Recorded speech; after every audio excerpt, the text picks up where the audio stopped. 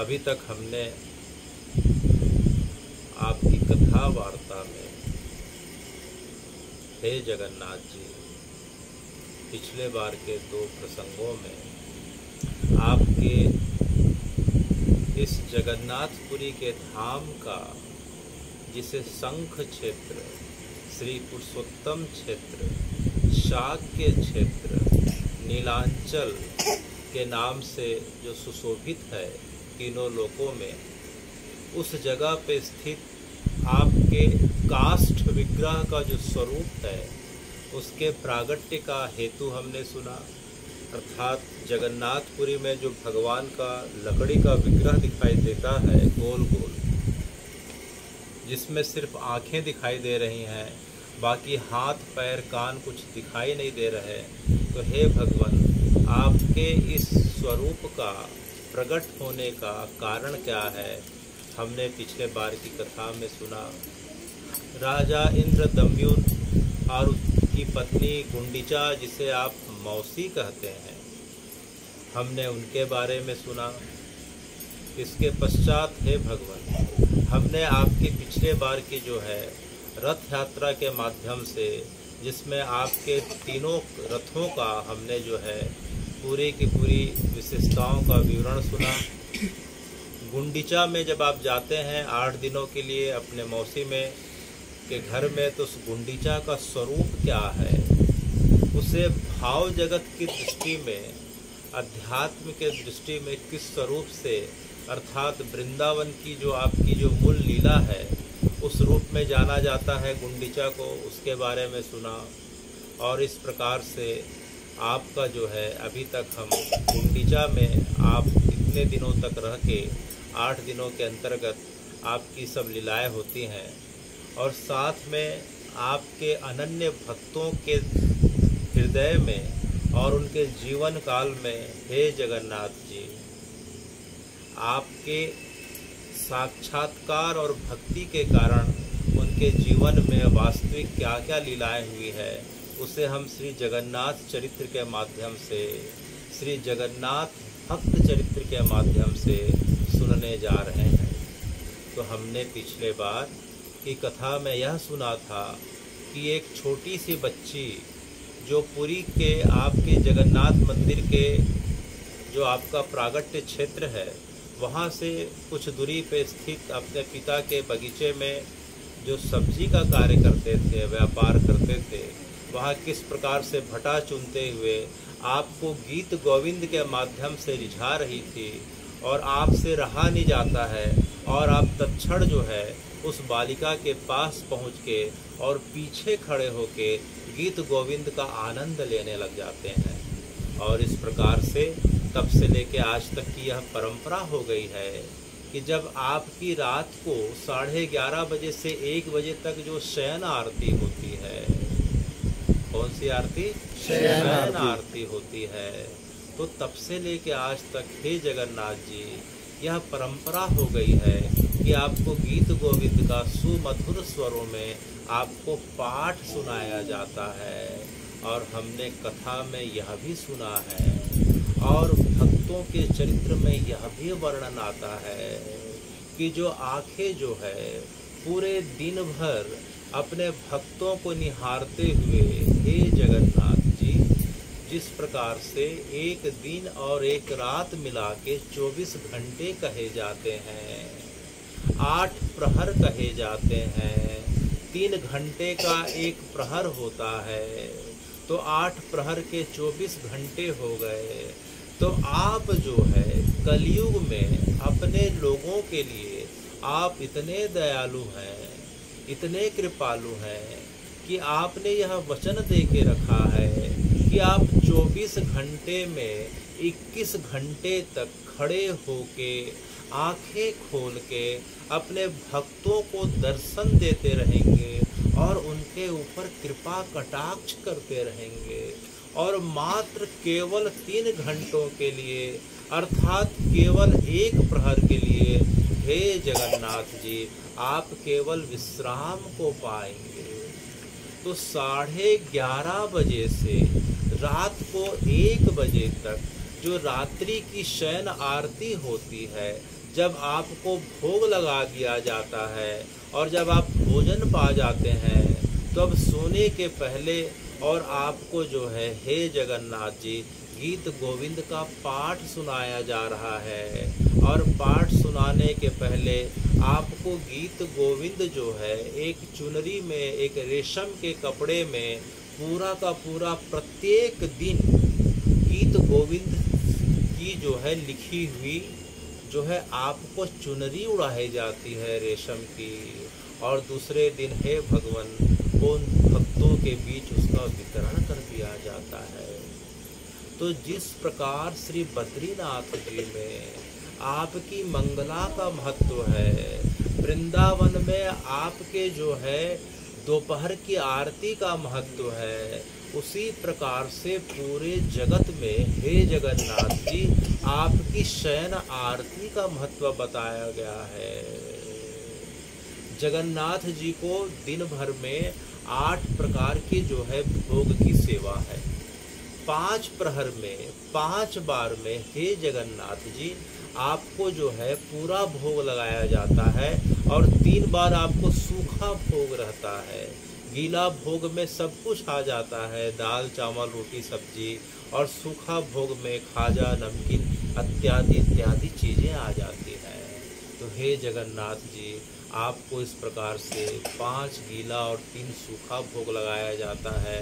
और आखिरी की जो शयन आरती की जब भोग लगती है उसके पश्चात आपको जो है सुंदर रेशमी कपड़ों से आपके शरीर को ढांक दिया जाता है और गीत गोविंद का इधर पाठ हो रहा है।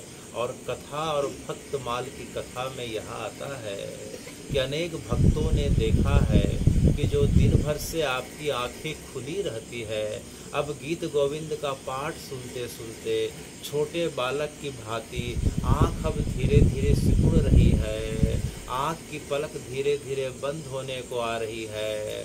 और जैसे ही 1 बजता है, हे जगन्नाथ जी आप छोटे बालक की भांति पलकों को पूरी तरीके से दूसरी पलक से ढांक के अर्थात आँखों को बंद करके मधुर मुस्कुराहट के साथ आप शयन को चले जा रहे हैं। इस प्रकार से आप रात्रि को 1 बजे से सवेरे 4 बजे तक आप शयन में चले जाते हैं। तो हे जगन्नाथ जी अनेक भक्तों ने देखा है कि आपकी आंखें जो है छोटी होते जाती हैं जैसे जैसे गीत गोविंद का पाठ होते जाता है। इसका मतलब यह है कि जो है हे भगवान जैसे ही गीत गोविंद का पाठ आपके कानों में जाता है, आपके कर्णपटुओं के माध्यम से जैसे हृदय में उतरने लगता है, अब आपको जो है अपने लोगों की याद सताने लगती है, अब आपसे रहा नहीं जाता है। अभी तक आप जगत के लोगों के कल्याण के लिए जो है लोगों के लिए आप खड़े थे, अब जैसे ही गीत गोविंद की महिमा गोपी गीत से भी जो है महान गाई जाती है, उससे भी बड़ी गाई जाती है कली काल के समय आपके निज लोगों के बीच। तो हे भगवान जैसे ही आप गीत गोविंद का पाठ सुनते हैं आपके रोम रोम खड़े हो जाते हैं, आपके हृदय के अंदर करुणा इस प्रकार से धारा बहने लगती है, आपके आंखों से रहा नहीं जाता। अब आंखों को आप बंद करके उसी प्रकार के जगत में प्रवेश कर जाते हैं जिस प्रकार से 5,500 साल पहले वृंदावन में आपने महारास के समय अपने निजजनों के बीच जिस रास का आनंद लिया था और गोपजनों और गोपियों के जो है कई जन्मों के भाव को आपने पूर्ण किया था, उसी प्रकार की जो है गीत गोविंद को सुनते ही आप जो है धीरे धीरे अपने आंखों को बंद करके अंतर मन की अवस्था से हे भगवान आप जो है अपने निजजनों के बीच मानो वृंदावन पहुंच जाते हैं। और देखते देखते जो है अब आपकी निज की अवस्था हो जाती है, आपका खुद का समय 3 घंटा के लिए मिल जाता है और इन 3 घंटे के अंदर आप जगत में इस कली काल में जो आपके भक्त होते हैं, जो आपको संसार के किसी भी कोने में बैठ के याद करते रहते हैं, पुकारते रहते हैं। उनकी करुण पुकार को सुन के हे जगन्नाथ जी आप उनके हृदय में समा जाते हैं। अब उनके वाक्य, उनके बोल नहीं रहते, अब आपके बोल हो जाते हैं। अब उनके हाथ पैर की क्रियाएं अब स्वयं की नहीं रहती। हे जगन्नाथ जी आप उनके हृदय कमल में अपने जो है विचारों के माध्यम से प्रवेश कर जाते हैं। यो अंतः प्रविश्य माम विशाम विशाम प्रसुप्ताम, जो मेरे हृदय में अपने विचारों के माध्यम से जो प्रवेश करता है। हे जगन्नाथ जी यो अंति प्रविश्य माम वाच मिमाम प्रसुप्ताम, जो हमारी जो है जुबान की, हमारी जिह्वा की जो शक्ति है हे जगन्नाथ जी वह यही तक है कि हम संसार की बातों को सुन सकें और संसार की इधर उधर की बातों को कर सकें। हमारी जिह्वा में इतनी शक्ति कभी नहीं हो सकती कि हम केवल और केवल आपकी बातों को सुन सकें और आपकी बातों को कर सकें। यह तभी संभव है जब आप जो है स्वयं विचारों के माध्यम से हम सबके हृदय में प्रवेश कर जाते हैं। तो हे जगन्नाथ जी इन 3 घंटों में आप जो है संसार के प्रत्येक भक्त जो है जो कृष्ण को अपना समझते हैं वो आपके लिए गोप और गोपी के सदृश हो गए हैं और आप उनके हृदय कमल में विराज जाते हैं। तो इस प्रकार से गीत गोविंद के माध्यम से हे जगन्नाथ जी आप आँखों को बंद करके शरीर के रूप में तो विग्रह के रूप में वहाँ के लोग मानते हैं कि आप विश्राम कर रहे हैं, लेकिन भाव जगत की अवस्था में आप संसार के प्रत्येक अपने जो है गोप जनों के बीच, प्रियजनों के बीच, निज जनों के बीच, उन भक्तों के बीच प्रवेश कर जाते हैं उनके मन मस्तिष्क में। तो हे जगन्नाथ जी आपके स्वरूप का मूल प्रागट्य तो हम देख रहे हैं कि जो है कली काल में ज़्यादा दिखाई दे रहा है, लेकिन सतयुग के समय से आपका स्थान बताया गया। तो हे भगवान आप किस प्रकार की बातें कर रहे हैं? क्या आपके स्वरूप का जो है प्रागट सतयुग से है? बोले सतयुग से है। जब सतयुग में जिस जगह पे जगन्नाथपुरी का भगवान का विग्रह स्थापित है वह सतयुग में हे भगवान वह नीलांचल पर्वत कहलाता था।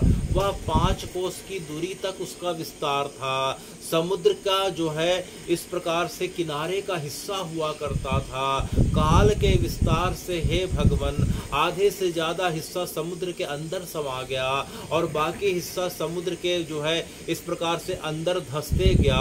वर्तमान में वह जगह समतल है, लेकिन सतयुग में वह नीलांचल पर्वत हुआ करता था और उस पर्वत के ऊपरी हिस्से में सबसे ऊपर में हे भगवान जो दिख रहा है वह ब्रह्मगिरी का एक पेड़ हुआ करता था। पेड़ के दाहिने तरफ एक जो है कुएं का एक स्रोत, जल का स्रोत हुआ करता था। वह रोहिणी नाम का कुएं का इस प्रकार से एक जो है स्रोत था और जो है उसके बाजू में आपका एक विग्रह मूर्ति के रूप में प्रकट था। हे भगवान उसे नील माधव कहा जाता था। आप नील माधव के रूप में उस नीलांचल क्षेत्र में जो जनजाति के लोग, उस जगह के जो लोग रहा करते थे वे आपकी नील माधव देव के रूप में सेवा करते थे। उन्हें सबर जाति के लोग कहा जाता है। तब से लेके आज तक हे जगन्नाथ जी जब इंद्र दमयुन के माध्यम से आप लकड़ी के विग्रह में, ब्रह्मदारू के विग्रह में, नीम के लकड़ी के रूप में आपका जब से प्रागट्य हुआ है इंद्र दमयुन के माध्यम से, लेकिन वह परंपरा आज तक चले आ रही है। वह सबर जाति के, भील जाति के, जनजाति के हमारे जो भाई बंधु हैं जिन्होंने अपने आप को आपकी सेवा में कई युग तक लगा दिया था। तो हे जगन्नाथ जी आप भी इतने कृपालु हैं कि जो है आषाढ़ पूर्णिमा से जेठ पूर्णिमा से आषाढ़ पूर्णिमा तक जो सेवा होती है वह सबर जाति के हमारे भाई बंधुओं के द्वारा होती है। जेठ पूर्णिमा से आषाढ़ पूर्णिमा तक की जो सेवा है तब से लेके आज तक यह परंपरा चल रही है कि कि वह जो है सेवा का अवसर जो है उस समय भी सबर जाति के जो है भाई बंधुओं के द्वारा की जाती थी वनांचल क्षेत्र के। आज भी यह सेवा का अवसर जो है आप उन्हीं को प्रदान करते हैं, जेठ पूर्णिमा से आषाढ़ पूर्णिमा तक। तो इस प्रकार से हे जगन्नाथ जी, आपका प्रागट्य जो है कली काल में इस प्रकार से तो जो है ब्रह्मदारू के विग्रह के रूप में तो है ही है। उसके पहले पद्म पुराण की कथा में हम देखें, ब्रह्म पुराण की कथा में देखें तो आपका स्थान सतयुग से बताया गया है। और तो और कथा यह बताती है कि जो जगन्नाथपुरी का जो क्षेत्र है, हे भगवान, जो शंख क्षेत्र है उसका जो है पुराणों में विस्तार जो है करीब करीब 150 किलोमीटर तक, 150 किलोमीटर तक बताया गया है। अर्थात अगर हम जगन्नाथपुरी से बात करें तो भुवनेश्वर से लेके कटक तक के जो क्षेत्र है वह पूरा का पूरा जो है शंख क्षेत्र, श्री क्षेत्र, पुरुषोत्तम क्षेत्र के अंतर्गत आता है। और कथा यह भी बताती है कि इस क्षेत्र में रहने वाले तब से लेके आज तक के जितने भी लोग हैं, हे भगवान, आपके स्वरूप के हैं, वे स्वयं चतुर्भुजी रूप के हैं, उसी प्रकार से पूजनीय है जिस प्रकार से आपका स्वरूप पूजनीय है। तो इस प्रकार से हे जगन्नाथ जी, आपके जितने स्वरूप हैं, इस क्षेत्र के जितने लोग हैं, वह कोई दूसरे हाड़ मांस के ना हो के स्वयं आप हैं। तो इस प्रकार से आपकी कथा आ रही है, एक कथा आ रही है कि जगन्नाथपुरी से करीब करीब 150 किलोमीटर की दूरी पे जयपुर नाम की जगह पे, कौन सी जगह पे? जयपुर नाम की जगह पे एक जो है आपके अनन्य भक्त रहा करते थे, उनका नाम बंधु मोहंती था। क्या नाम था? बंधु मोहंती। बंधु मोहंती था। बड़े सज्जन प्रकृति के थे, भिक्षा मांग के जीवन यापन किया करते थे। और जैसे ही भिक्षा में दिन भर का जो है आपका जो है बाल बच्चों के लिए जो है आप 3 घर में भिक्षा मांगने जाते थे, जितना भी मिल जाता था उसमें तीनों टाइम का जो है आपके भोजन की व्यवस्था हो जाती थी या नहीं भी होती थी, तो वापस 3 घर के बाद आके आप केवल जो है हाय जगन्नाथ, हे गोविंद, बस इन्हीं नामों का जाप करके हरि बोल, बस इसी प्रकार से आप जो है आपकी भक्ति में अर्थात जगन्नाथ जी की भक्ति में हमेशा तन्मय भाव से रहा करते थे। आपकी पत्नियां के साथ जो है आपके परिवार में 2 पुत्रियां और 1 पुत्र थे, अर्थात 5 लोगों का भरा पूरा परिवार था। आप इतने संतोषी थे कि एक निश्चित घर से मिलने के बाद कोई आपको कुछ दे भी देता था तो उसे स्वीकार नहीं करते थे, या स्वीकार कर लेते थे तो लोगों की सेवा में लगा देते थे। अर्थात जो है संतोषी होने के साथ आपका जीवन बड़ा अभावपूर्ण हुआ करता था। एक बार क्या हुआ कि यही समय जो है उड़ीसा में प्राचीन परंपरा के हिसाब से जिसे उड़ीसा को उत्कल क्षेत्र कहा जाता है, तो उत्कल क्षेत्र जो है समुद्र के किनारे स्थित है। तो वहाँ एक बार बड़ी जोर से आंधी तूफान के साथ तेज बारिश हुई और इतना जोर से आंधी तूफान आया कि पूरे गांव के गांव, शहर के शहर पूरे के पूरे उजड़ जाते हैं। अकाल की स्थिति निर्मित हो जाती है, खाने पीने की त्राही हो जाती है। जो लोग आपको भिक्षा में देने लायक रहते थे अब उनके पास कुछ नहीं बचता है। उनके जो पशु मवेशी जो है तूफान में बह जाते हैं, मारे जाते हैं। पूरा रोड इस प्रकार से जो है भर गया।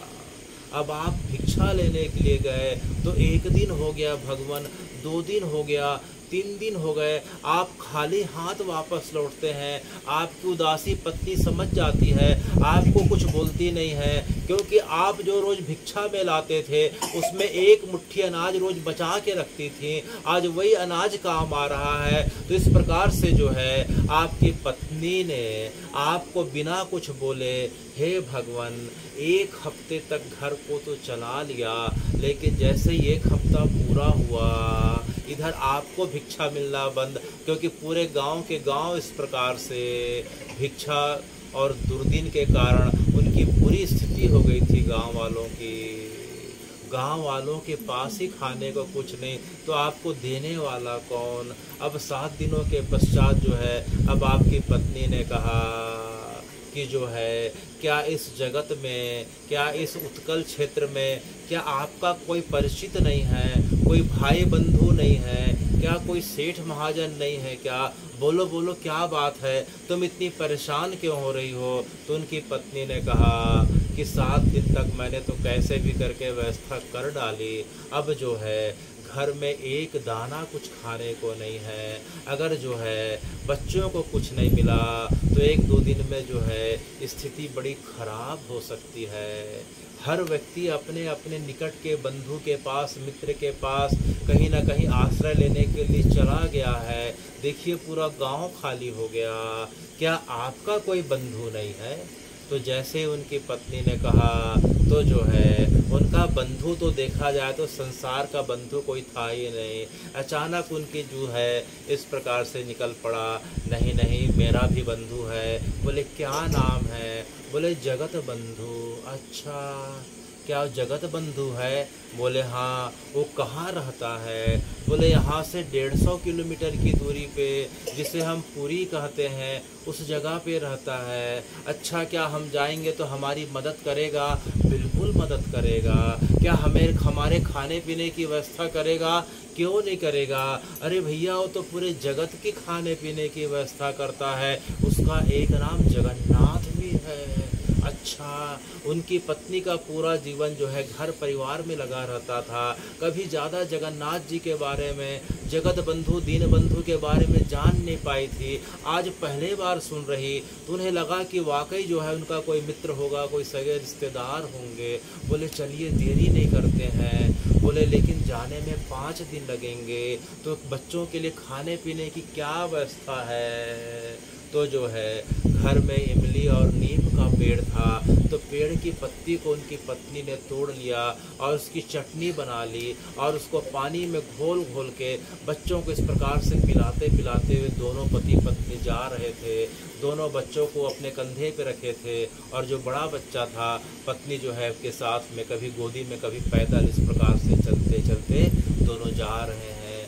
जगन्नाथपुरी पहुँचते हैं तो हे भगवान, शाम का समय हो गया। 5 दिनों के पश्चात भगवान की संध्या आरती हो रही थी। तो जो है उनकी पत्नी ने कहा, देखो हम 5 दिन से चलते आ रहे हैं, आपका मित्र कहाँ रहता है? तब तक वो सिंह द्वार के पहले पहुंच गए थे। बोले मेरा मित्र थोड़ा सा आगे दूरी पे रहता है, देखो घंटी की आवाज़ आ रही है, दूर से जो है इस प्रकार से जो है दिए की रोशनी आ रही है। बोले हाँ हाँ, क्या आपका मित्र जो है कोई महल में रहता है? बोले हाँ, संसार का सबसे बड़ा महल उसी के पास है। तो जो है क्या हम उसके पास आज मिल सकते हैं? देखो भाई, मेरा मित्र बहुत व्यस्त रहता है, उसके पास 1-2 नहीं हजारों लाखों लोग उसको घेर के रखे रहते हैं। हम जाएंगे तो ज़रूर, लेकिन कब मिलेगा, कैसे मिलेगा मैं बता नहीं सकता। लेकिन अगर उसे एक बार यह पता चल जाए कि दीन बंधु आया है, बंधु मोहंती नाम का उसका मित्र आया है, तो भले हजारों के बीच बैठा हो, वह छोड़ के मेरे पास आ जाएगा और जो है हमारी पूरी देखभाल करेगा। अच्छा, क्या ऐसी बात है? क्या तुम्हारा मित्र इतना दयालु है? क्या तुम्हें इतना मानता है? बोले उसके बारे में तो मेरा ज़्यादा बोलना ठीक नहीं, जब वह स्वयं आएगा तो तुम खुद देख लेना। बंधु मोहंती तो जो है अपने पत्नी और बच्चों को बाहर से भले सांत्वना दे रहे थे, लेकिन हे भगवान, वे अंदर से रो रहे थे। अब एक एक कदम इतने भारी हो गए थे। मंदिर पास में है, लेकिन वो सिर्फ विश्वास के आधार पे आ गए थे, लेकिन उन्हें पता नहीं था कि हमें भोजन मिलेगा कि नहीं, जो मैं बात कह रहा हूँ वो बात सत्य होगी कि नहीं। ये तो मैं अपने परंपरा में, अपनी गुरु परंपरा में, अपने लोगों से, आचार्य लोगों से, अपने गुरुओं से सुनते आया हूँ कि जो जगन्नाथ है वो पूरे जगत का नाथ है। वो किसी को निराश नहीं करता, वो सबका आश्रय देता है, किसी को भूखे नहीं सोने देता। जो पूरी क्षेत्र में एक बार प्रवेश कर गया वह कभी भूखा नहीं रहता। तो जो है मन ही मन सोच रहे थे और मन ही मन करुण रुदन कर रहे थे। हे जगन्नाथ जी, मैं आपके पवित्र नामों का आश्रय लेके अपनी पत्नी और बच्चों को तो यह बोल दिया हूँ, लेकिन मुझसे कुछ गलत निकल गया हो, अगर मैं झूठ भी बोल रहा हूँ तो मेरी लाज रख लेना, क्योंकि अगर मैं झूठ बोल के इनको सांत्वना नहीं दूँ तो इनके पैर आगे नहीं बढ़ पाएंगे। और बच्चों की दारुण स्थिति देखते हुए नहीं लग पा रहा कि रात भर भी खींच पाएंगे।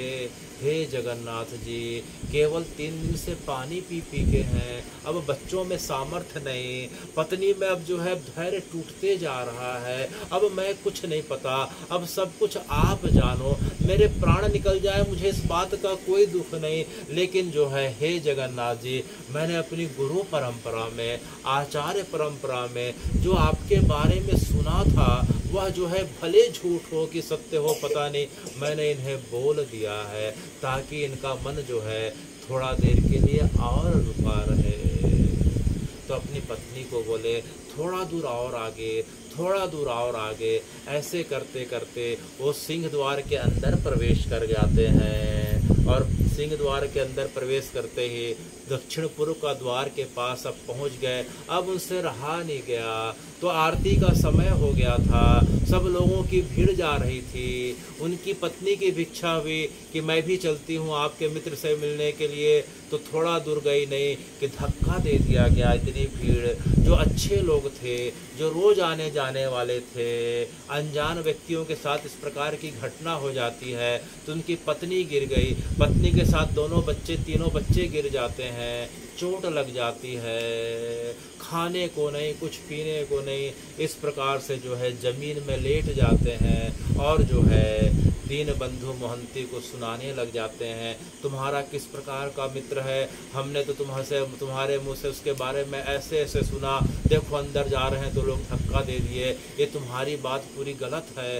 तुम्हारा मित्र इतना दयालु नहीं है। इस प्रकार से जो है उनकी पत्नी बोलते जा रही थी और जो है बंधु मोहंती अपनी पत्नी को सांत्वना दे रहे थे, नहीं नहीं देखो अभी शाम का समय हुआ है, सब लोग अपने काम से छूटने के बाद अभी शाम के समय भीड़ ज़्यादा रहती है, उसके पास ज़्यादा से ज़्यादा लोग जाते हैं, सब लोग अपने काम धाम से जो है निवृत्त होके उनके पास मिलने जा रहे थे, हो सकता है अनजाने में तुम्हें इस प्रकार से दुख पहुंचा हो, मेरा मित्र ऐसा नहीं है, चिंता मत करो, जैसे उसे पता चलेगा वह तुरंत आएगा। तो भैया उसे पता कैसे चलेगा, यह बात समझ में नहीं आए। उसके बड़े बच्चे ने पूछा कि पिताजी उसे पता कैसे चलेगा। अरे भाई उसे पता चल गया है, वह थोड़ी देर में आता ही होगा। तो इस प्रकार से बच्चों को सांत्वना देते देते बच्चे और पत्नी सो जाते हैं।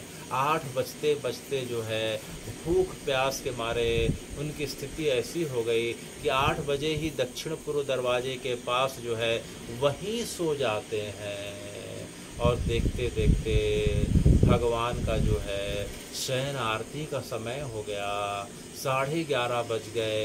पंडे लोग आते हैं, पंडे लोग भगवान को भोग लगाते हैं, गीत गोविंद का मधुर पाठ हो गया, भगवान अब सो गए। पंडे लोग पूरा दरवाज़ा बंद करके चले जाते हैं, ये दक्षिण द्वार के किनारे में सोए रहते हैं, इनकी ओर किसी की नज़र नहीं जाती है। लेकिन जो है बंधु मोहंती को दुख के कारण जो है नींद नहीं आ रही थी, वह बार बार जो है हा जगन्नाथ करके करुण रुदन कर रहे थे।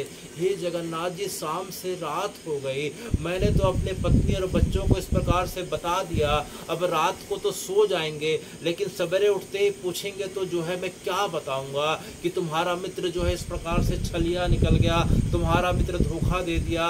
अरे भैया खाने पीने को नहीं देता तो कोई बात नहीं, एक बार आके मिल तो लेता, कुछ तो है जगन्नाथ जी। इस प्रकार से करुण रुदन कर रहे थे। इधर उनकी रुदन जो है जगन्नाथ के पास पहुंच गई। जगन्नाथ जी का मन जो है भारी हो गया। उनके सामने 56 प्रकार के सोने की थाली में इस प्रकार से जो है भोग लगाए के रखे हुए थे।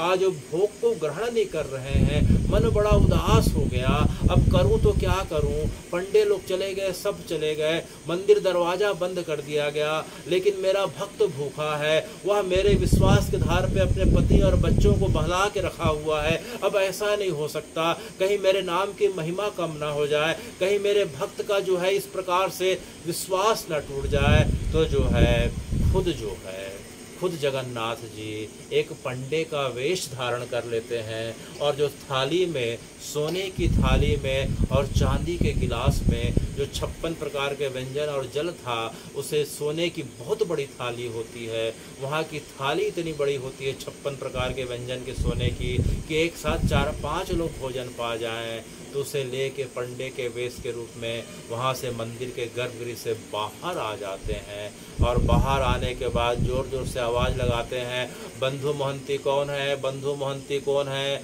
तो यह बंधु महंती की आवाज़ खुल जाती है, सुन के वह दौड़ के जो है इधर उधर देखने लगता है। फिर आवाज़ आती है कि जयपुर से कौन बंधु महंती आए हैं, कौन अपने बच्चों के साथ आए हैं, बच्चों का नाम ये है, कौन है। तो बंधु महंती को समझ में आ गया कि जरूर जो है मेरे लिए आवाज़ आ रही है। वह थोड़ा पास जाके देखते हैं तो एक पंडा खड़ा है, पंडे को देख के प्रणाम करते हैं। मंदिर के जो पुजारी हैं उन्हें पंडे कहा जाता है। बोले आप जो है मध्य रात्रि को मुझे पुकार रहे थे। बोले हाँ मैं पुकार रहा था, आप बंधु महंती हैं, आप जयपुर से आए हैं। अच्छा बैठिए। तो जो है बंधु महंती ने कहा कि जो है आप कौन हैं और आपको किसने भेजा है। तो बोले यहाँ का जो नियम है कि जो है हम जो है मंदिर बंद करने के पहले सबको देखते हैं। तो अभी मुझे सूचना मिली कि आप यहाँ आए हुए हैं और आप भूखे हैं। तो जो मंदिर के जो मुख्य पुजारी हैं उन्होंने मुझसे कहा कि जाके बंधु महंती को भोजन कराओ। तो जो है सामने में जो है वहाँ कुआं है, आप चलिए हाथ पैर धो लीजिए। तो बंधु महंती और उनके पत्नी को जो है वहाँ ले जाके उन्होंने स्वयं अपने हाथों से हाथ पैर धुलाया। और जो है बच्चे जो है इस प्रकार से उठ जाते हैं, और उठने के बाद देखते हैं अरे बाप रे, बड़ी अच्छी भोजन की खुशबू आ रही है, बच्चों का मन इस प्रकार से ललचा जाता है। तो जो है जो पंडे के रूप में आए थे बच्चों को अपने हाथ से भोजन खिलाते हैं। अरे तुम्हें पेड़ा खा लो, ये जो है इस प्रकार से गुलाब जामुन खा लो, इस प्रकार से तुम खीर खा लो। तो बच्चों को उन्होंने अच्छे से अपने हाथों से खिलाया। उसके बाद बंधु महंती को कहा कि अब आप पाले, मेरा जाने का समय हो रहा है। तो जैसे बंधु महंती ने थाली पे अपना सिर नीचे रख के जैसे ही जगन्नाथ जी को जो है याद करके पहला कौर रखा, देखते देखते वह पंडा वहाँ से अदृश्य हो जाता है। वह भोजन का कौर अंदर जैसे ही गया, मानो बंधु महंती के कई जन्मों के पाप ताप संताप पूरे खत्म हो गए। उसके पत्नी के हृदय की पूरी वितृष्णा खत्म हो गई। आज ऐसा लगा कि भोजन में जो रस मिल रहा, आज तक हमने ऐसा रस और ऐसा आनंद नहीं पाया, क्योंकि वह प्रसाद नहीं था, वह महाप्रसाद था, और भगवान के हाथों से स्वयं लाया गया महाप्रसाद था। तो जैसे महाप्रसाद का एक कौर गया, हे भगवान, उनके अनेकों अनेक जन्मों के सब प्रकार के त्रिताप भस्म हो गए, और उस स्वाद में जो आनंद आया उस आनंद में विभोर हो जाते हैं। और भोजन जैसे ही पूरा होता है कि पंडा जी आप कहाँ हैं, लेकिन पंडा जी दिखे नहीं। बस जाते जाते दूर से एक आवाज आई कि भैया खाने के बाद थाली को अंदर जाके जो है गर्भगृह में छोड़ के आ जाना। तो जैसे ही उन्होंने भोजन किया, उन्हें कुछ समझ में नहीं आया। भगवान की माया के प्रभाव से कुएं के पास जल से उन्होंने थाली को धोया।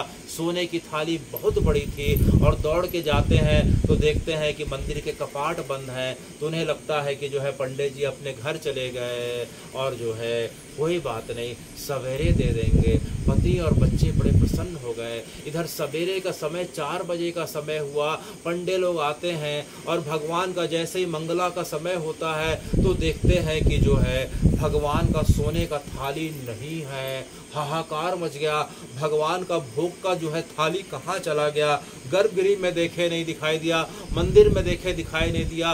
वे दौड़ते हुए बाहर आ रहे हैं। इसी बीच जो है बंधु महंती को ख्याल आया कि सवेरे की मंगला आरती होगी तो मैं जाके थाली को दे आऊं। तो इधर थाली को देने के लिए जा रहे थे तो जो है पंडों ने देख लिया, उन्हें समझ में आ गया दौड़ते हुए आ रहा है, हो सकता है हमारी नज़र बचा के स्वर्ग द्वार से भागने वाला हो। तो उन्हें पकड़ लिया गया और उनकी पिटाई की जाने लगी। यह खबर राजा तक चले गए। राजा दौड़ के आया, बोले क्या बात है? बोले इन्होंने भगवान की जो है भोग की सोने की थाली चोरी कर ली। अब तो थाली के साथ बंधु महंती पकड़ाए थे, उन्हें कुछ समझ में नहीं आया। बोले बताओ क्या था, थाली तुम्हारे पास कैसे आई? बोले थाली मेरे पास आई नहीं, कोई थाली मेरे पास लेके आया था। लेकिन उन सभी लोगों को बंधु महंती की बात जो है सिर्फ झूठी लगी और राजा के आदेश से बंधु महंती को जो है कारागार में, जेल में डाल दिया जाता है। अब बंधु महंती सोच रहे थे कि हे जगन्नाथ जी, ये किस प्रकार से हो रहा है? मैं तो आपके नाम के सहारे आया था, आपको भोजन नहीं खिलाना था, कोई बात नहीं, लेकिन इस प्रकार से आप जो है मेरी पत्नी और बच्चों के साथ, अब उनकी पत्नी और बच्चे उन्हें सुनाने लग गए। किस प्रकार से देखो जेल में बंद कर दिए, इस प्रकार से हमारा अपमान हो रहा है। क्या आपका मित्र इसी प्रकार से है? क्या इस प्रकार से उसका नाम दीनबंधु दीनानाथ है? क्या उसी को जगन्नाथ बोलते हैं जो इस प्रकार से जो हमें जेल में भेज दिया और पिटाई हो रही है? तो सब रोने लग जाते हैं। बंधु महंती का दुख का बांध जो है अब टूट गया। इधर रात्रि हो गई और राजा जैसे ही सोया, जगन्नाथ जी उनके सामने जो है प्रकट हो जाते हैं और जगन्नाथ जी राजा को सपने में फटकार लगा रहे हैं कि तुमने जो है बहुत बड़ा भक्त अपराध कर दिया है, इसकी कई जन्मों तक निवृत्ति नहीं हो सकती। तो वह राजा उठ जाता है, हे भगवान आप किस प्रकार की बातें कर रहे हैं, मुझसे क्या भक्त अपराध हुआ? तो आकाशवाणी हुई कि तुमने जिस भक्त को जो है मेरे प्रिय भक्त को सोने के थाली के चोरी के आरोप में बंद किया है, वह कोई साधारण भक्त नहीं है, वह मेरा कई जन्मों का अनन्य भक्त है। उसकी भक्ति अब पूर्ण हो गई है। वह मेरे पास आया था, मैं स्वयं उसे अपने हाथ से सोने की थाली जो मेरे भोग लगाई जाती है उससे मैंने खुद उसके और बच्चों को भोजन कराया। हे राजन, तुमसे बहुत बड़ा भक्त अपराध हुआ है, तो हे जगन्नाथ जी मुझे क्षमा करें, मुझे पता नहीं था। तो कोई बात नहीं, तुम सवेरे होते उसके पास जाना और उसके चरणों में गिर के पत्नी और बच्चों से क्षमा मांगना और मेरे जो है बातों का उदाहरण देके बोलना कि स्वयं जगन्नाथ जी ने भेजा है और जगन्नाथ जी ने तुम्हें भोजन कराया था, तो तुम्हें आज से किसी प्रकार की चिंता नहीं होगी। तुम जो है मेरे साथ सम्मान पूर्वक वापस चलो। तो सवेरे होते ही राजा जो है दौड़ के अपने मंत्री के साथ और जो है पंडों के साथ जाते हैं और जाने के पश्चात जो है बंधु महंती से क्षमा याचना करते हैं और क्षमा याचना करने के पश्चात बंधु महंती के पूरे जीवन पर्यंत रहने के लिए भोजन के साथ हर चीज़ की व्यवस्था करते हैं। तो हे भगवान, तब से लेके आज तक जो है दक्षिण पूर्व द्वार में रसोई के सामने वाली जगह पे एक मंडप बना हुआ है। उस मंडप का दर्शन हम आज भी कर सकते हैं। उस मंडप का नाम जो है बंधु महंती मंडप है। उस मंडप के दर्शन करने मात्र से, उस मंडप के नीचे बैठ के हे जगन्नाथ जी आपके नाम का स्मरण करने मात्र से, आपको गीत गोविंद या गोपी गीत का पाठ सुनाने मात्र से, हे जगन्नाथ जी आप उस भक्त विशेष की जीवन भर के भोजन की व्यवस्था तो खुद करते हैं और यहाँ तक उसके जो है कई जन्मों के पाप का भी शमन कर देते हैं। तो बंधु महंती की घटना से जो वास्तविक घटना है, उनका घर आज भी है, उनके परिवार के लोग आज भी हैं और जगन्नाथपुरी में जो मंदिर है वहाँ उनके नाम का मंडप आज भी है।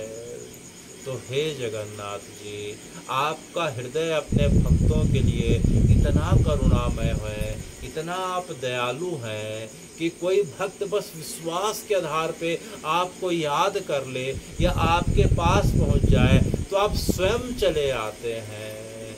जिस प्रकार से आपने बालिका के ऊपर कृपा करी, जिस प्रकार से आपने बंधु मोहंती के ऊपर कृपा करी, तो हम देख रहे हैं कि आप उसी प्रकार की कृपा जो है माणिक ग्वालन के ऊपर करने वाले हैं। किसके ऊपर? माणिक ग्वालन। जगन्नाथपुरी से जो रोड भुवनेश्वर की ओर जाती है, जगन्नाथपुरी से भुवनेश्वर की दूरी करीब करीब 75 किलोमीटर की बताई जाती है। तो जगन्नाथपुरी के मंदिर से बाहर की ओर जब जगन्नाथपुरी का शहर पूरा होता है तो जो गांव लग जाता है, तो उस गांव में जो है ग्वालन रहती थी। घर में गाय का इस प्रकार से दूध निकलता था। तो हे जगन्नाथ जी, दूध का दही और मक्खन बना के वो भुवनेश्वर जाने वाली रोड पे, क्योंकि इस रोड पे जो है तीर्थयात्रियों की आवाजाही ज़्यादा रहती है, वहाँ मटकी लेके बैठ जाया करती थी और दिन भर सवेरे से लेके शाम तक दूध और मक्खन इस प्रकार से बेचने के पश्चात जो है जो भी उसके पास पैसे मिला करते थे, उन पैसे से घर के ज़रूरतमंद का घर के हिसाब से ज़रूरत की चीज़ों को खरीद के घर जाया करती थी। घर जाने के पश्चात बच्चों के लिए भोजन और उनके जो है एक वृद्ध ससुर थे, उनकी सेवा किया करती थी। यह रोज का क्रम था। रोज का दही और मक्खन निकालना, बेचना रोड के किनारे, और जो पैसा आ जाए उससे घर की ज़रूरत रोज पूरा करना। रोज का कार्य रोज के दूध दही मक्खन से पूरा किया करती थी। और उनके ससुर की आदत थी कि भोजन पाने के पश्चात जो है वह श्रीमद् भागवत का रोज 2 अध्याय पढ़ा करते थे। तो जो है सब बच्चों को लेके रात्रि में सोने के पहले अपने ससुर से 2 भागवत जी का अध्याय जरूर सुना करती थी। और अध्याय सुनते सुनते जैसे ही भगवान की बाल लीला का जब 10वें स्कंध में प्रसंग आता है, भगवान का प्रागट्य 9वें स्कंध में है, 9वें अध्याय में, क्योंकि बालक 9वें महीने पूरा होने के बाद जन्म लेता है, तो भगवान 9वें स्कंध में जो है प्रकट हो रहे हैं। 10वें स्कंध में भगवान की लीला हो रही है। तो भगवान की बाल लीला के प्रसंग में जब वो सुनती थी कि जो है भगवान जो है गोपियों के घर जाके मटकी फोड़ के दही माखन की इस प्रकार से चुराने की लीला करते थे। और तो और यह अपने जो है ससुर से यह सुन रही है कि आज जो है भगवान जो है आज जो है रूप मंजरी के घर गए। रूप मंजरी पहले से तैयारी करके बैठी थी। जैसे ही भगवान जो है दही का हांडी फोड़ेंगे, वह अपने जो है गोपियों के साथ आ जाती है और भगवान को रंगे हाथ पकड़ लेती है और भगवान के कान को पकड़ के यशोदा मैया के पास ले जाती है और यशोदा मैया को शिकायत करती है। अब यशोदा मैया को जो है रहा नहीं जाता है और भगवान को अब जोर से दूसरे कान को पकड़ के डांट लगा रही है कि तेरे घर में 1.25 लाख गौवें हैं, तेरे घर में इतने 1000 लीटर दूध मक्खन दही होते हैं, फिर भी तुम गरीब गोपियों के घर जाके उनकी दिन भर की कमाई जो होने वाली रहती है, जिसको जो है मक्खन और दही के रूप में हांडी में रखते हैं, तो उन्हें तोड़ देता है। तेरे घर में खाने की कमी क्या हो गई? तू इधर उधर क्यों चले जाता है? देख, तुझे अच्छा लग रहा है क्या कि आज ये गोपी आई, कल वो आई थी, कल ये आई थी, इस प्रकार से तेरी रोज रोज की शिकायत आ रही, ये अच्छी बात नहीं है। यह सुन के यशोदा मैया थोड़ा सा जमा दी, कभी कान उड़ेड़ दी, कभी उठक बैठक करवा दी। तो यह सुन के माणिक ग्वालिन का मन जो है बड़ा विक्षिप्त हो जाता है कि किस प्रकार के भगवान हैं, क्या इनके घर में खाने को कुछ नहीं है, ये दूसरे के घर क्यों चले जाते हैं? तभी जो है उसे ख्याल आता है, देखो तो देखो, भगवान जो है कथा में आ रहा है कि किसी गरीब गोपी के घर जाते हैं। मैं भी बहुत गरीब हूँ, तो हे जगन्नाथ जी, क्या आप कभी मेरे पास आके क्या मेरा दही मक्खन का भोग लगाओगे क्या? तो रोज जो है कथा का प्रभाव उसके ऊपर ऐसा पड़ा कि रोज जगन्नाथ जी से सोने के पहले और जब जो है रोड के किनारे बैठती थी तो रोज प्रार्थना करती थी कि हे जगन्नाथ जी, क्या किताब में लिखी, पुराणों में लिखी कथा सत्य है क्या कि आप जो है रोज जो है गोपियों के घर जाके दही माखन चोरी करके खाते थे?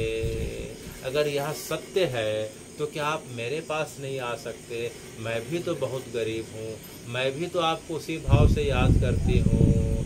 मैंने सुना है कि आप जो है हर समय उपस्थित रहते हैं, संसार भले ही चला जाए आप तो हर काल में उपस्थित रहते हैं। तो इतने वर्ष बीत गए, आप तो आज भी होंगे, तो क्या आप मेरे पास आके मेरे दही माखन का भोग नहीं लगाएंगे क्या? तो वह इसी भावना के साथ रोज भगवान को याद करती थी। और गीता जी में भगवान ने कहा है, अनन्य आश्रित अंतो माय भक्त पर्युपास्ते तेसाम नित्य भुक्ता नाम योगक्षेमम वहाम्यम। कि जो अनन्यता के साथ मेरा चिंतन करते हुए मुझे आश्रित होके जो मुझे याद करते रहता है, उसके जो है एक एक जीवन की जो जरूरत की चीज़ों को मैं पूरा करता हूँ। योगक्षेमम वहाम्यम। और इस प्रकार से जो है माणिक ग्वालन रोज याद करती थी। इधर जो है पुरी का जो राजा था, इधर जो है जो पुरी का जो राजा था वह विवाह योग्य हो गया था और जो है वह जगन्नाथ जी को अपना जो है अपने आप को जगन्नाथ जी का सेवक मानता था। प्रत्येक वर्ष रथ यात्रा के समय जब तक वह झाड़ू लगा के जगन्नाथ जी की सेवा नहीं करता था तब तक रथ यात्रा आगे बढ़ती नहीं थी। तो राजा के इस प्रकार के सद्गुणों को जो है पुरी के राजा ने सुना, नरसिंह देव ने सुना, तो उनके मन में इच्छा हुई कि जो है मैं पुरी के राजा से अपनी कन्या का विवाह कर दूंगा। तो काशी नरेश नरसिंह देव जो है पुरी के राजा पुरुषोत्तम देव से अपनी कन्या को लेके विवाह के प्रस्ताव के साथ जो है इधर पुरी चले आते हैं। और जिस दिन वो पुरी आते हैं उसी दिन रथ यात्रा का समय रहता है और वह जाके देखते हैं तो देख के बड़े हतप्रभ हो जाते हैं। सबसे पहले देखते हैं कि जो राजा जो है, राजा सबसे पहले जो पुरी का पूरे रोड में पूरा दंडवत कर रहा है, खड़े होता है फिर दंडवत करता है, खड़े होता है फिर दंडवत करता है, क्योंकि भगवान के 3 रथ हैं। सामने में बलभद्र जी का रथ है, बीच में सुभद्रा जी का है, पीछे में जगन्नाथ जी का है। एक एक रथ के सामने खड़े होकर 10-10, 11 बार दंडवत कर रहा, फिर खड़े हो रहा, फिर जा रहा, और देखते देखते जो है उसके पूरे राजसी जो पोशाक है धूल धूसरित हो जाते हैं। तो जो काशी नरेश है नरसिंह देव जी, उनका मन बड़ा विक्षिप्त होने लगता है। ये किस प्रकार का राजा है? राजा के सामने तो लोग दंडवत होते हैं, ये राजा पता नहीं जो है किस प्रकार से रथ में पता नहीं कौन सा लकड़ी का विग्रह बैठा है उसको दंडवत कर रहा है। उसे अपने मान सम्मान का भी ख्याल नहीं, और दंडवत कर दिया यहाँ तक तो ठीक है। अब देख रहा है कि राजा जो है झाड़ू लगा रहा है, प्रत्येक रथ के सामने झाड़ू लगा रहा है, और तो और झाड़ू लगाने के बाद जो धूल उड़ रही है उसको अपने माथे पे लगा रहा, और कभी रो रहा कभी हंस रहा। यह देख के जो है काशी के राजा नरसिंह देव का मन, जो पुरी के राजा पुरुषोत्तम महादेव थे, पुरुषोत्तम देव थे, उसके लिए बड़ा खिन्न हो जाता है, उससे रहा नहीं जाता। वह दौड़ के उनके पास झाड़ू को पकड़ लेता है। बोले आप कर क्या रहे हैं? आप यहाँ के राजा हैं, आपके पास तो झाड़ू लगाने के लिए हजारों सेवक सेविकाएं होने चाहिए, आप खुद झाड़ू लगा रहे हैं, ये आपको शोभा नहीं दे रहा। यह सुन के जो है पुरी के राजा का मन बड़ा विक्षिप्त हो जाता है। वह उनको धक्का देते हुए बोलता है कि जो है आप जहाँ के भी हैं, जैसे भी हैं, कृपया करके अपने मर्यादा में रहें। यहाँ का राजा मैं नहीं हूँ भैया, तो कौन है? बोले पुरी के राजा तो जगन्नाथ जी है। कौन है? जगन्नाथ जी। और जगन्नाथ जी पुरी के नहीं, पुरी अर्थात शहर होता है, पुरी अर्थात पृथ्वी होती है, इस पृथ्वी के राजा ही जगन्नाथ हैं, मैं तो उनका सेवक हूँ। यह बात काशी नरेश को बिल्कुल समझ में नहीं आती, और क्या करता है कि जो है उनकी झाड़ू को लेके थोड़ा किनारे फेंक देता है, उनसे छीन के। वह राजा से जो है पुरी के राजा से रहा नहीं जाता, राजा के साथ हाथापाई हो जाती है। काशी नरेश बड़ा नाराज हो जाता है। बोले तुमने मेरा अपमान कर दिया, मैं अपनी लड़की का प्रस्ताव लेके आया था, लेकिन लड़की तो बहुत दूर की बात है, कल सूर्योदय होते ही तुम्हारे राज्य में जो है पूरा का पूरा काशी का झंडा फहराएगा, तुम युद्ध के लिए तैयार हो जाओ। यह सुन के पुरी का राजा पुरुषोत्तम भी जो है तैस में आ जाता है। बोले जो है इस प्रकार की बातें कर रहे हो, कल सवेरे हम युद्ध के मैदान में करेंगे, क्योंकि राजाओं को जो है जुबान से बातें करना शोभा नहीं देता क्षत्रियों को, उनकी तलवारें बातें करती है। तो सवेरे उठते ही दोनों तरफ की सेनाएं आमने सामने, लेकिन जैसे युद्ध के मैदान में पहुंचता है, पुरी का राजा देखता क्या है पुरुषोत्तम कि जो है काशी की सेना तो 10 गुनी बड़ी थी। उसे समझ में आ गया कि अगर मैं युद्ध के मैदान में गया तो मेरी पूरी सेना का सफाया हो जाएगा और युद्ध में रक्तपात होगा। वह तुरंत जो है राजा को बोलता है कि मुझे कुछ दिन समय चाहिए, मैं भी युद्ध की स्थिति में नहीं हूँ। तो काशी नरेश उसे मोहलत दे देते हैं। वह वापस आता है और वापस जगन्नाथ जी के पास जाके निवेदन करता है कि हे जगन्नाथ जी, यहाँ के वास्तविक राजा तो आप हैं, मैं तो आपका प्रतिनिधि हूँ और प्रतिनिधि के रूप में मैंने यह जाके देख लिया कि मेरा सामर्थ्य नहीं है कि मैं काशी नरेश से युद्ध करके जीत पाऊँ। मैं हार जाऊँ तो कोई बात नहीं, लेकिन हे जगन्नाथ जी, इस हार में मेरी हार नहीं आपकी हार होगी। अगर आप इस पुरी को बचाना चाहते हैं तो आप बचा लीजिए, आपके जाए बगैर तो जो है ये युद्ध जीत पाना मुश्किल है। यह सोच के जो है राजा भगवान के सामने अपने तलवार को रख के जो है इस प्रकार से जो है अपने सिर को पटक पटक के रोने लग जाता है। और रात को जब रात होती है तो जो है राजा को स्वप्न में जगन्नाथ जी आते हैं और बोलते हैं तुम बिल्कुल चिंता मत करो, तुम्हारे लिए युद्ध मैं लड़ूंगा, तुम युद्ध की तैयारी करना प्रारंभ कर दो। आज से 7 दिनों के बाद खबर भेजवा दो कि जो है मैं पुनः युद्ध के लिए आ रहा हूँ। तो बोले भगवान, हमारे पास तो कुछ सेना नहीं, कुछ खाने पीने का इतने दिनों का सामान नहीं, आप किस प्रकार की बातें कर रहे हैं। बोले तुम चिंता मत करो। तो राजा खबर भेजा दिया कि 7 दिन के बाद युद्ध होगा और 7वां दिन देखते देखते आ गया। राजा जो है जगन्नाथपुरी से इधर अपना निकला था और उधर माणिक ग्वालन जो है पुनः रोज की भांति रोड में आज बैठी हुई है। और बैठती है तो देखती क्या है कि रोड में चहल पहल नहीं, बाजार में कुछ लोग दिखाई नहीं दे रहे हैं। उसे बड़ी चिंता हो गई कि रोज मेरे दही को सवेरे से शाम तक कुछ लोग आके पूरी मेरी हंडी खाली हो जाती थी, आज तो लेने वाला कोई नहीं है। अगर मेरी दही अगर नहीं बिकता है तो मैं घर में जाके अपने बच्चों को क्या खिलाऊंगी, मैं अपने ससुर की क्या सेवा करूंगी। आज तो लगता है कि जो है भूखे पेट रहना पड़ेगा। यह मन ही मन सोच रही थी, क्योंकि युद्ध का जो है बिगुल बज चुका था। सभी लोग जो है या तो घर में चले गए थे या राजा के साथ सेना में भर्ती होने चले गए थे। बड़े बुजुर्ग घर में अपने आप को बंद कर लिए थे। इस प्रकार से पूरा रोड सन्नाटे में था और जो है माणिक ग्वालन चुपचाप निराशा के साथ बैठी हुई थी। अचानक वह देखती है, अचानक जो है उसकी जो है आंखें जो है झपकी लग जाती है, तो उसे घोड़ों की टाप की आवाज़ सुनाई देती है। तो घोड़ों की टाप सुन के उसकी आंखें खुल जाती है। आंखें देखती है कि काले रंग का घोड़ा और उसके पीछे एक सफ़ेद रंग का घोड़ा। तो काले रंग के घोड़ा से एक युवक उतरा, उसके पीछे दूसरा अत्यंत सुंदर युवक उतरा और आने के बाद पूछते हैं कि मैया तुम्हारे पास कुछ खाने को है क्या, हमें बड़ी भूख लगी है। अरे अरे बताओ तुम लोग कौन हो, कहाँ जा रहे हो। बोले हम लोग राजा के सिपाही हैं, हम लोग राजा के सेनापति हैं, सामने में युद्ध होने को है तो हम लोग युद्ध के मैदान की तरफ जा रहे हैं, हमारे पीछे राजा जी आ रहे हैं, लेकिन हमें चलते चलते बड़ी भूख लग गई। मैया तुम्हारे पास कुछ है क्या। बोले मेरे पास खाने को कुछ नहीं है, लेकिन यह दही मक्खन है, तुम इसे पालो। तो बड़े प्रेम के साथ जो है उन दोनों को उसने जो है दही और मक्खन खिलाया। और खाने के पश्चात जो है जो दोनों युवक थे बोलते हैं मैया हमारे पास तो पैसे नहीं हैं। अरे तुम्हारे पास पैसे नहीं हैं। बोले हम तो जो है जल्दी में पैसा रखना भूल गए। तो जो है माणिक ग्वालन बड़ी दुखी हो गई। बोले पैसे नहीं हैं तो मैं कैसे करूँगी। क्यों मैया, क्योंकि इस पैसे का मैं कुछ अनाज लेती और घर में जो है बच्चों को भोजन पवाती।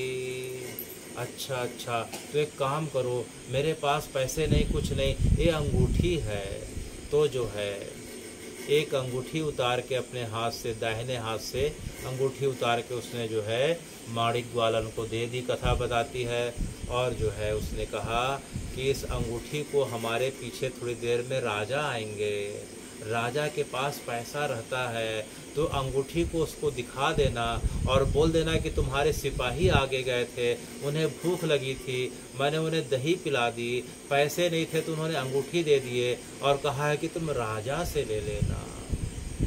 तो जो है अंगूठी को रख ली और जो है इंतज़ार कर रही कि कब राजा आए, कब राजा आए, कहीं धोखा तो नहीं दे दिए, कहीं अंगूठी नकली तो नहीं है। आजकल मैंने सुना है कि इस रास्ते में बड़े ठग जा रहे हैं, कहीं कोई ठग तो नहीं आ गया, हाँ मेरा दही पी के चला गया, मैं भूखे रह जाऊंगे, मेरे बच्चे कैसे करेंगे। यह सोच सोच के उसका जो है मन भर रहा था कि पुनः घोड़ों की इस प्रकार से जो है धूल उठाई दी तो समझ में आ गया कि अब राजा आने वाला है। राजा का जो है पुरी के राजा का जो रथ का इस प्रकार से ध्वजा दिखाई दी तो वह समझ गई कि हमारे राजा आ रहे हैं। वह रोड के बीचों बीच जो है लेट जाती है, राजा का रथ रुक जाता है, वह राजा खुद उतरता है और बोलता है कि मैया आप लेटी क्यों हैं? बोले मुझे आपसे पैसा लेना है। अरे पैसा लेना है तो बाद में ले सकती हो, मैं युद्ध के लिए जा रहा हूँ। बोले नहीं नहीं मुझे अभी पैसा चाहिए। क्यों अभी चाहिए? बोले तुम्हारे 2 सिपाही लोग में से जो है इस प्रकार से दही और मक्खन पी के चले गए हैं खा के, और उन्होंने पैसा मांगने के बदले अपनी अंगूठी दी। अच्छा मेरे 2 सिपाही आए थे लेकिन मेरे साथ तो आगे कोई सिपाही नहीं, आगे तो मैं ही चल रहा हूँ, बाकी सेना तो पीछे है। बोले 2 सिपाही थे, वो किस प्रकार से थे? एक सफ़ेद घोड़े में था, एक काले घोड़े में था। अच्छा वो कैसे दिख रहे थे? वो ऐसे दिख रहे थे। यह सुन के राजा का दिमाग घूमने लगा। अच्छा मैया दिखाओ तुम्हारी अंगूठी। तो जैसे राजा ने अंगूठी देखी, अरे बाप रे, यह तो जगन्नाथ जी के श्रृंगार की अंगूठी है। यह जगन्नाथ जी को जो है विशेष अवसर पे पहनाई जाती है, यह अंगूठी इनके पास कैसे? तो बोले मैया जो है ठीक से बताओ। तो जो है माणिक ग्वालिन ने पूरा का पूरा बताया कि दोनों लड़के आए थे, बोले हम लोग राजा के सिपाही हैं। अच्छा वो लड़के क्या बोले हम सिपाही हैं राजा के? बोले हाँ। तब जो है पुरुषोत्तम देव को समझ में आने लगा। और क्या बोला मैया? बोले कि हम लोग युद्ध के लिए सामने मैदान जा रहे हैं, सामने कुछ दूरी पे जो है काशी का राजा खड़ा है, वो अपने आप को बड़े घमंड से बोल रहा है कि मैं पुरी को हरा दूंगा, तो हमारे रहते ऐसे कभी हो ही नहीं सकता, हम जा रहे हैं ऐसा करके। तो धीरे धीरे यह सुन के राजा का शरीर कांपने लग गया। वह धीरे धीरे जो है उसे समझ में आने लगा कि हो क्या रहा है। उसने जो है माणिक ग्वालन के दोनों कंधों को पकड़ लिया। बोले और क्या बोला मैया? बोले कि जो है आप जो है राजा आएंगे तो उन्हें बोल देना कि हमारे रहते पुरी के अंदर कोई प्रवेश नहीं कर सकता, पुरी को कोई हाथ नहीं लगा सकता, पुरी के हम रक्षक हैं, हमारे राजा को कुंभ होने नहीं देंगे। इस प्रकार की बातें कर रहे थे। बोले हाँ ऐसा बोल रहे थे। और क्या बोले? और बोले कि जो है ये अंगूठी उसे दिखा देना, वो पैसा तुम्हें दे देगा। यह सुनते ही जो है उनके चरणों में गिर गए। बोले मैया मुझे अब सब समझ में आ गया, तुम मेरे साथ अभी रथ में बैठो, मैं तुम्हें दिखाता हूँ बच्चे कौन थे। तो बोले नहीं नहीं मुझे घर जाना है, मुझे पैसा दो भैया, शाम हो रही है, मुझे घर जाके अपने बच्चों के लिए भोजन की व्यवस्था करनी है। लेकिन राजा जो है उन्हें रथ में बैठा के ले गया और थोड़ी दूर जाके देखता है तो देखता क्या है कि पूरी काशी नरेश की सेना जो है मूर्छित पड़ी हुई है। काशी नरेश स्वयं मूर्छित होकर रथ में निढाल पड़े हुए हैं। सब तरफ इस प्रकार से हाहाकार मच गया। और जाके देखते हैं जो बचे खुचे 2-4 सैनिक और सेनापति थे, वे जाते ही जो है पूरी नरेश के पास बोलते हैं कि हे पुरुषोत्तम देव, हम युद्ध में हार चुके हैं, आपने जो है थोड़ी सी देरी कर दी, आपके सेना में इस प्रकार से वीर सैनिक हमें पता नहीं, आपके 2 सैनिक अपने कुछ साथियों के साथ हमारा पूरा का पूरा सर्वनाश करके चले गए। अगर खुद आ जाएंगे तो बचे खुचे हमारे राजा की जिंदगी भी। इस प्रकार से रोने लग गए पुरुषोत्तम देव के चरणों में गिर के कि आप हमें बचा लीजिए, हमारे राजा को क्षमा दान कर दीजिए। तब जो है अब समझ में आ गया कि 2 बालक कौन थे। अब माणिक ग्वालन को भी समझ में आ गया कि बालक कौन थे। राजा को बड़ा पश्चाताप हुआ कि मेरे चलते जो है जगन्नाथ जी को जो है सैनिक का वेश धारण करके आना पड़ा।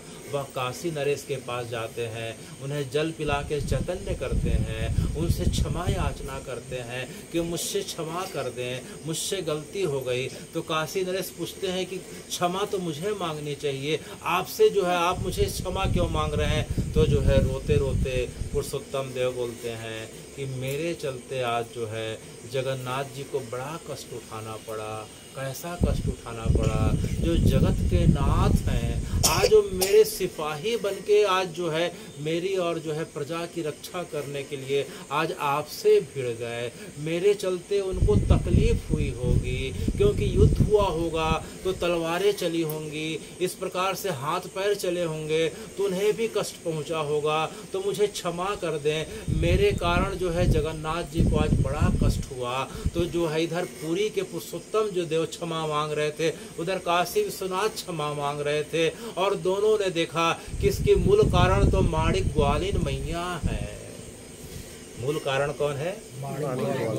क्योंकि उसके वचनों को पूरा करने के लिए भगवान ने ऐसा स्वांग रचा था कि माणिक ग्वालिन के दूध मक्खन को भी पा जाएं और काशी नरेश के भ्रम को भी दूर कर दें, और जो है जगन्नाथपुरी के जो राजा हैं, जो अपने आप को जगन्नाथ जी का सेवक मानते हैं, उनके भी वचनों को पूरा कर दिया जाए कि जगन्नाथपुरी के जो असली जो राजा हैं वो श्री जगन्नाथ जी हैं। उनके भी भाव की रक्षा हो गई, काशी नरेश के भाव की भी रक्षा हो गई, और सबसे ज़्यादा जो भाव की आपने जो रक्षा करी वो माणिक ग्वालन की करी। दोनों काशी नरेश और जगन्नाथ नरेश अब जो है माणिक ग्वालन के चरणों में गिर जाते हैं, तो बड़े संकोच के साथ हट जाती है कि आप कर क्या रहे हैं? आप काशी नरेश हैं, आप हमारे प्रजा हैं, हम आपकी प्रजा हैं, आप जगन्नाथपुरी के राजा हैं, आप इस प्रकार से क्यों कर रहे हैं? तो उन्होंने उनके चरणों को पकड़ते हुए कहा कि हे मैया, अगर आप नहीं रहती तो आज जो है ये दिन नहीं आ पाता, और आपका भाग्य तो देखो, हम तो बस सुन ही पाए, आपने तो साक्षात दर्शन भी कर लिया, अपने हाथ से उन्हें जो है दही और मक्खन भी खिला दिया, और उनके हाथ के जो है आपने अंगूठी को स्पर्श भी कर लिया, क्योंकि उन्होंने अपने हाथ से अंगूठी निकाल के आपको दी थी। तो हे माणिक ग्वालन, आप धन्य हैं, आपकी भक्ति धन्य है, यह गुरु परंपरा धन्य है, ये श्रीमद् भागवत की कथा धन्य है, और कथा सुनने वाले, सत्संग सुनने वाले धन्य हैं, क्योंकि कथा के माध्यम से जगन्नाथ जी के लिए प्रेम पैदा होता है, और प्रेम की पराकाष्ठा यह है कि गोपी गीत सुनने का भाव पैदा होता है, और गोपी गीत सुनने का भाव यह है कि विरह बढ़ते जाता है, और उस विरह का प्रभाव यह होता है कि हे जगन्नाथ जी, आप कथा के रूप में हमारे सामने आ जाते हैं। इसीलिए हे माणिक ग्वालन, आज भी वह माणिकपटना नाम की जगह है। कौन सी जगह? माणिकपटना। वह चौक और चौराहे का नाम राजा ने तब से लेके जो है आज तक कर दिया है। कोई भी जाके उस चौक का, उस जगह का दर्शन कर सकता है, जिस प्रकार से जो है दक्षिण द्वार पे जो है हम बंधु मोहंती के जो है मंडप का दर्शन कर सकते हैं। तो हे जगन्नाथ जी, आपके भक्तों का चरित्र इतना उज्जवल है, और इन भक्तों के चरित्र के माध्यम से जब हम आपकी महिमा का श्रवण करते हैं कथा के माध्यम से, तो आपको जानने की, आपके दर्शन की और हमारी इच्छा होने लगती है। तो इच्छा को पूरा आप जब भी करें, लेकिन कथा के रूप में आप हमारे सामने हैं, और तो और जो है आप महाप्रसाद के रूप में हैं। किस रूप में? महाप्रसाद के रूप में। जगन्नाथ जी का महाप्रसाद ऐसा है कि वहाँ एकादशी का नियम लागू नहीं होता, क्योंकि 2 दिनों के बाद एकादशी आ रही है। जगन्नाथ जी के क्षेत्र में प्रवेश करने के बाद एकादशी का नियम लागू नहीं होता। तो हे जगन्नाथ जी, हम आने वाले समय की कथा में सुनेंगे कि आपने एकादशी माता को, एकादशी मैया को उल्टा टांग के क्यों रखा है, ये आने वाले समय में सुनेंगे। और गीता जी में जो है आपने खुद कहा है कि जो है गीता जी के श्लोक में आप कहते हैं कि जो है उच्छिष्ट आसीनो संतो मुच्यन्ते सर्व किलबिषा। उच्छिष्ट माने भगवान का प्रसाद, भगवान का भोग लग गया उसके बाद जो है जो प्रसाद रहता है उसे उच्छिष्ट कहते हैं, जिसे हमने नारद जी की कथा में सुना था। उच्छिष्ट आसीनो संतो, आसीनो माने प्राप्त करना। भगवान के उच्छिष्ट को जो संत प्राप्त करते हैं, मुच्यन्ते सर्व किल्बिषा, वे सभी प्रकार के पापों से, कष्टों से मुक्त हो जाते हैं। जो व्यक्ति, जो संत, जो इस प्रकार से व्यक्ति सनातनी जो है जगन्नाथ जी के या अपने घर के ठाकुर जी के लगाए हुए भोग के पश्चात स्वयं पाता है, उसके लिए भगवान क्या बोल रहे हैं? मुच्यन्ते सर्व कल्बिषा, सभी प्रकार के कष्टों से वह व्यक्ति जो है मुक्त हो जाता है। लेकिन हे जगन्नाथ जी, जो आपको भोग ना लगा के, हे ठाकुर जी, हे गिरिराज जी, हे गोवर्धन जी, हे गोपाल जी, हे राम जी, जो आपको भोग न लगा के जो सीधे स्वयं को भोग लगाते हैं, उनके लिए आप क्या बोलते हैं? उनके लिए बोलते हैं भुजंती ते अघम पापा ए पचंती आत्म कारणात्। जो अपने मुख की और जिह्वा के स्वाद के लिए भोजन बना के खुद पाते हैं और जो सबसे पहले मुझे भोग ना लगाते हैं, तो उनके साथ क्या होता है? भुजंती ते अघम पापा। भुजंती माने जो भुने जाते हों, जो पिघलाए जाते हों। अघम पापा, अघम माने भयानक, पापम माने पाप। उन्हें जो है भयानक पाप तो पड़ता ही है, और शरीर छूटने के पश्चात विभिन्न प्रकार के योनियों में और नरकों में भुजंती ते अघम पापा ये पचंती आत्म कारणात्। जो व्यक्ति सिर्फ और सिर्फ अपनी जिह्वा के स्वाद के लिए बिना भगवान को, बिना गुरु परंपरा को भोग लगाए, उन्हें समर्पित अर्पण करे बगैर जो खुद के लिए भोजन पाते हैं बिना भोग लगाए, ते भुजंती अघम पापा, वे अनेकों अनेक पापों के भागीदार हो जाते हैं।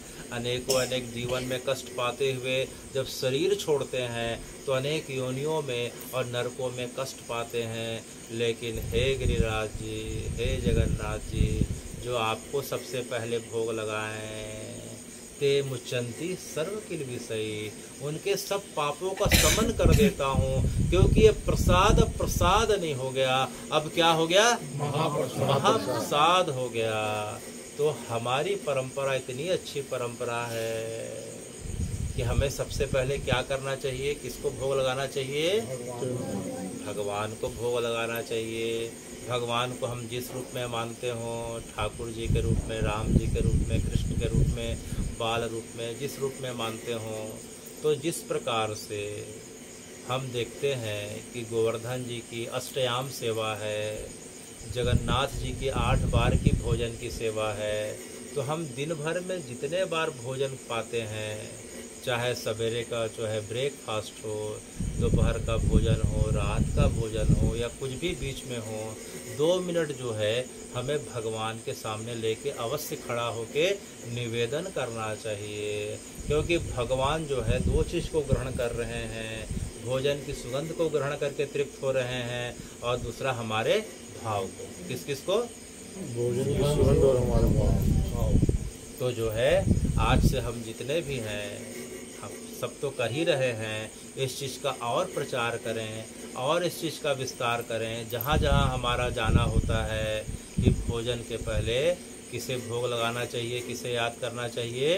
भगवान को, जगन्नाथ जी को, अपनी गुरु परंपरा को, अपने पूर्वजों को, गौ माता को। तब जो है भोजन ग्रहण करना चाहिए। तब वह भोजन जो है पवित्र माना जाता है, महाप्रसाद माना जाता है। वह शरीर के साथ मन और आत्मा को भी पुष्ट करता है। तो हे जगन्नाथ जी, आपके भक्त चरित्र में इतना है।